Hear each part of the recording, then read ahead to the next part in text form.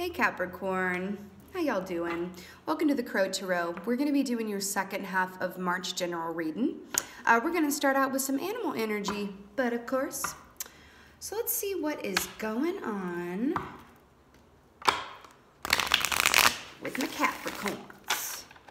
Let's see what's going on for y'all. What is the animal energy for Capricorn? We got the wolf here wanting to pop up. Hey! What is the animal energy for Capricorn for the second half of March? Please and thank you. Ooh, suke. So we got the eagle here. Yeah, this is, a lot going on. Eagles are clear seers. They also represent being able to move through different realms, through different planes of consciousness, astral travel.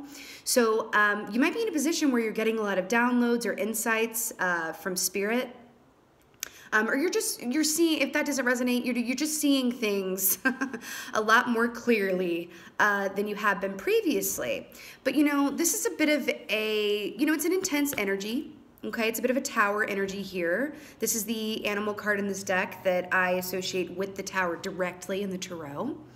So it's kind of like a trial by fire where you are having to see things extra clearly because of a lot of the stimulus that's going on, not just around you, but within you, right? And is it a case of external circumstances being a trigger for internal energy, or is it the other way around? Is it, things inside you internally are affecting your external given circumstances, right? I feel like it could be either or and either, whatever have you. But this is an intense energy, and you're really being called on also to take action when the time is right. That eagle's really bearing down on its focus, on its target, on its dinner, if you want to put it that way, right? But, they're also drawing my attention to the heat of the sun here. It does feel like the kitchen's real hot right now, and it's time to strike while the iron is hot, is what I just heard. Ochre? Hey, guess what? I got a new deck, so I'm going to drool over this deck the entire reading probably. But there's a tarot deck called the Crow Tarot, and I did not know. We got Hierophant on the bottom here. But yes, I'm completely obsessed with this deck. Amazon recommended it, and I was like, wait a minute, this exists? We were always supposed to be together. Get over here. Let me love on you. Okay. Let's see, what's going on for my Capricorns for second half of March? Please and thank you. What's going on?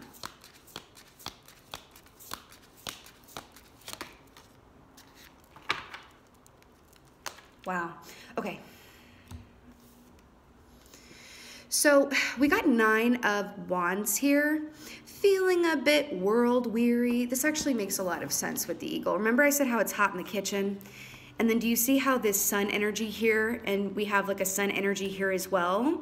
I'm also hearing, I'm getting dove energy as well, right? It's these like leaves right here calling my attention to dove energy. When in doubt, and this is a bit of a cliche, but I'm gonna say it anyway.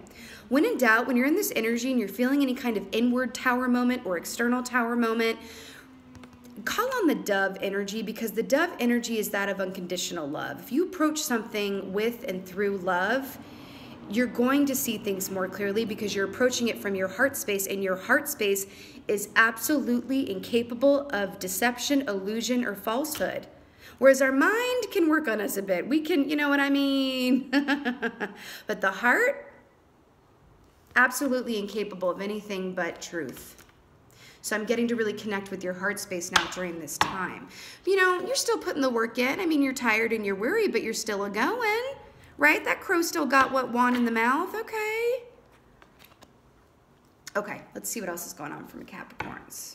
What's going on? This is going on for my Capricorns, please and thank you. Whoa. Okay. We got a lot of cards here, and I normally would not take them all, but feeling like I should. Whoa. Whoa, whoa, whoa. Okay, we got 2 7s. Okay. Okay.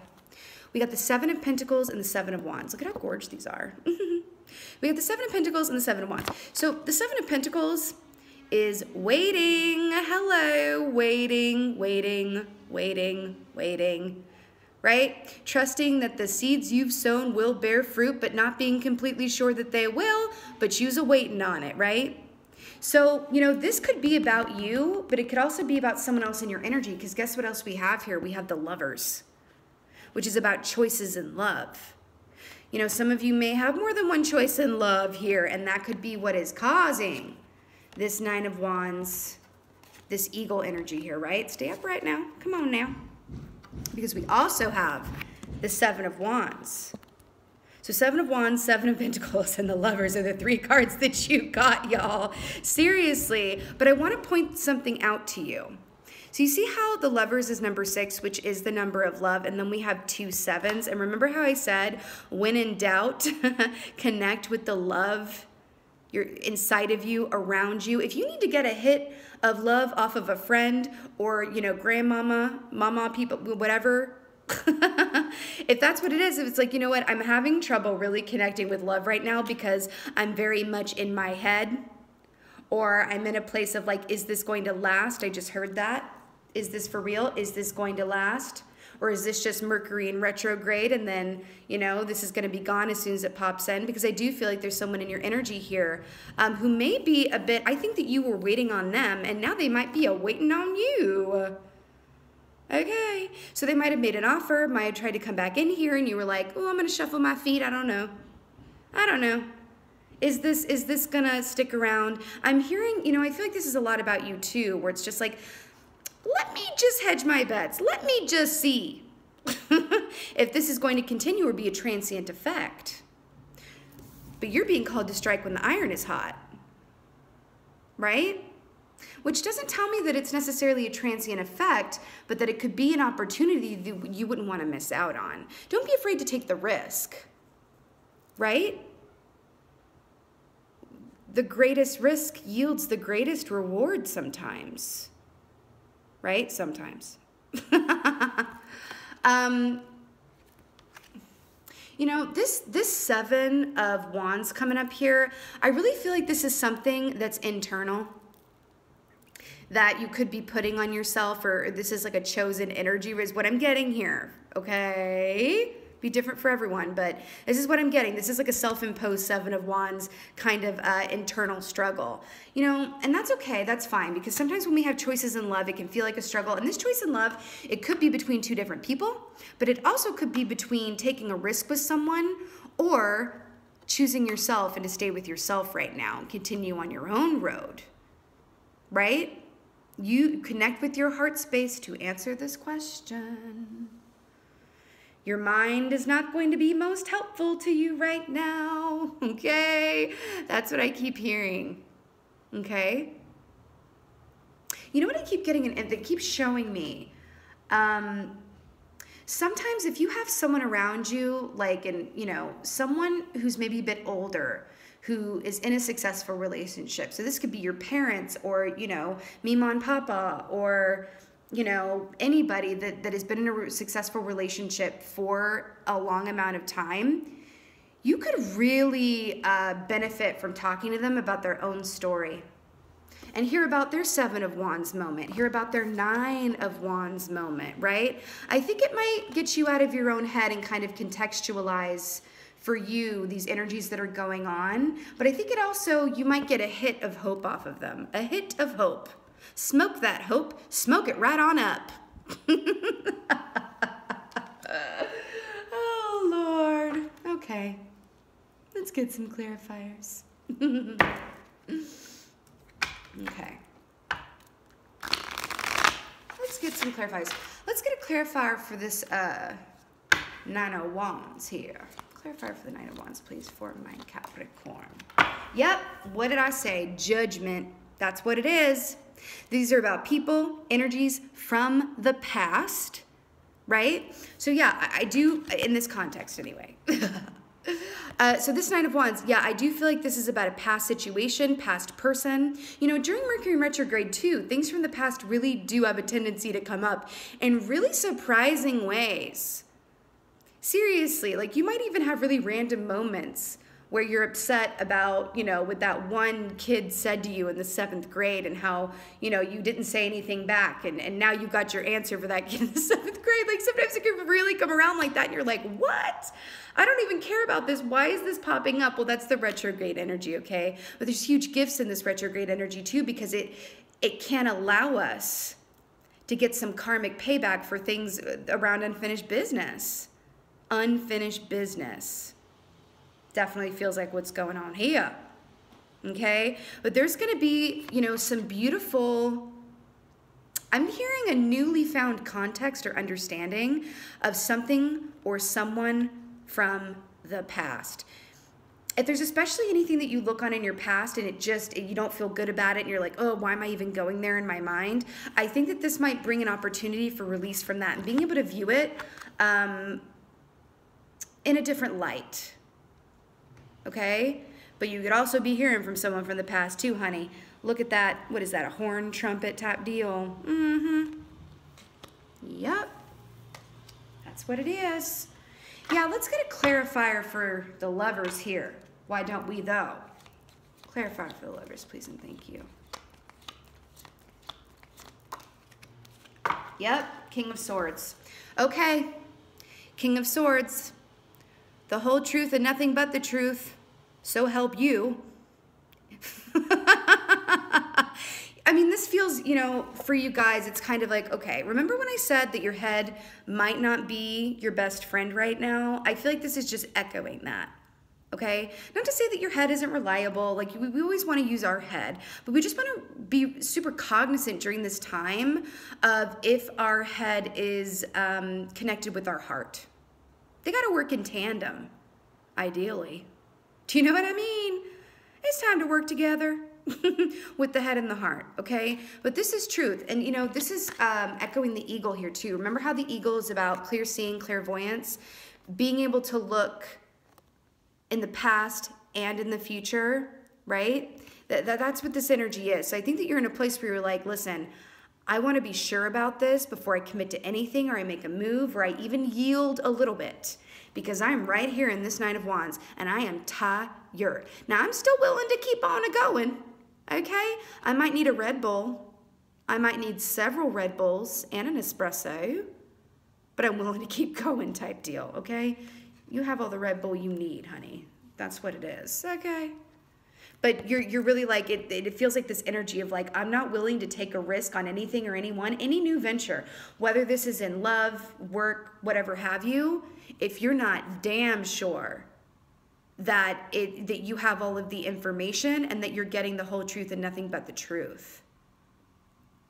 Okay? Okay.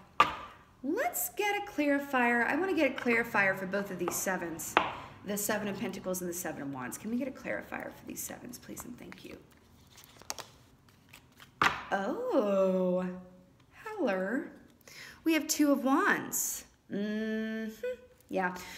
So, remember how I said that this 7 of Wands feels like something internal that we're doing to ourselves, or that is a trigger from something in the external causing this to happen in our internal state? And then this is an energy of like waiting to see if the other shoe is going to drop, or someone could be waiting on us to either take up, you know, their offer or not. Top deal. 2 of Wands is like, you know what?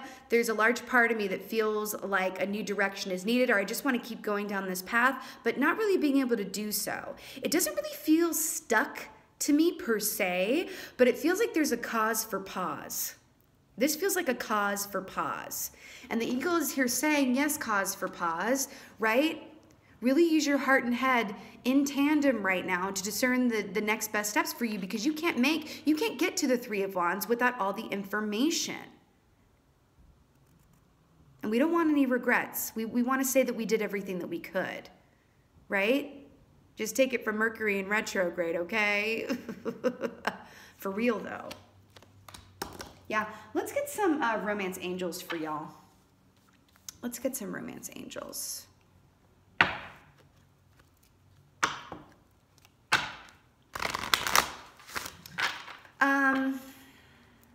We also have, the fire signs represented here and the earth signs in a big way, and then we have air popping up here as well.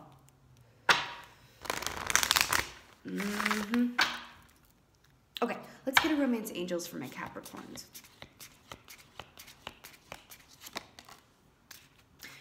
Yep. Make the effort. Great love is worth taking the steps you're guided to take. Boom. Where is that card? Oh, here it is. Nine of Wands in such a big way. Absolutely make the effort. You may be tempted at times to give up, and you may have an internal tower moment. Remember I said this eagle, I connected with the tower card, right? Head and heart working in tandem. Make that effort because you don't want to have regrets. Okay? Yeah, I want to get an oracle as well. Yes, I do. Let's get an oracle for my Capricorns here.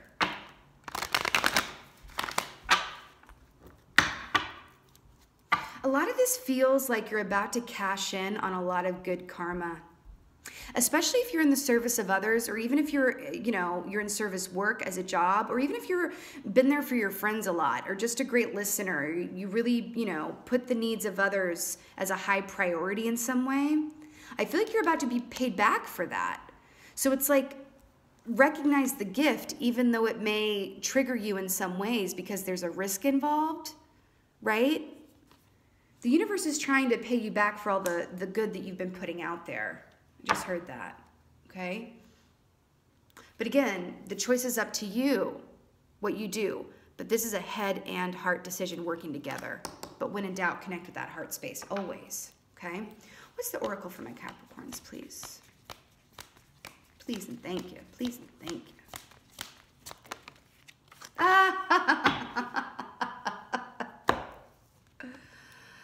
Milky Way perspective. I want to point something out. Okay. Yep. See the two circles here? Yep. Okay. So this is about taking the bird's eye view and looking at it from an aerial perspective. We can glean a lot more information that way than if we do it up close and personal. So if you can find a balance, right, between being an air sign to, take on some of that air sign energy. I know you guys are earth signs, but don't be afraid to be an air sign right now. And look at it from the bird's eye view so you can more clearly see what in terms of what you're feeling and reacting to is about you and your own history, your own triggers, past wounds coming up, right? And what is a true reaction to the given, the external circumstances?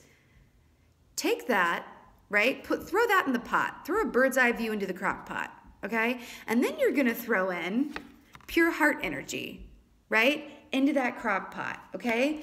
Then you're gonna add just a few dashes of effort.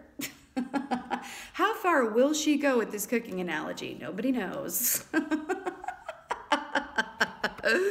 And then through all of those ingredients mixed together, you will glean some much needed perspective, okay? Because it's really important. You are very much being called to really see things clearly right now. And again, it's that balance of seeing and feeling things clearly together, okay? Okay, my Capricorns, my lovely Capricorns. This was your second half of March general reading. I so hope that this was of help to you. I hope that it resonated. If it did, please let me know in the comments below. I would love that. Also, this was just a brief look. If this is resonating for you and when you'd like some further insights into how to navigate these energies, I am available for personal readings again. All of that info is in the About Me section. And with that being said, my beautiful Capricorns, thank you so much for being here. Thank you for watching this. And thank you for being you. Until next time.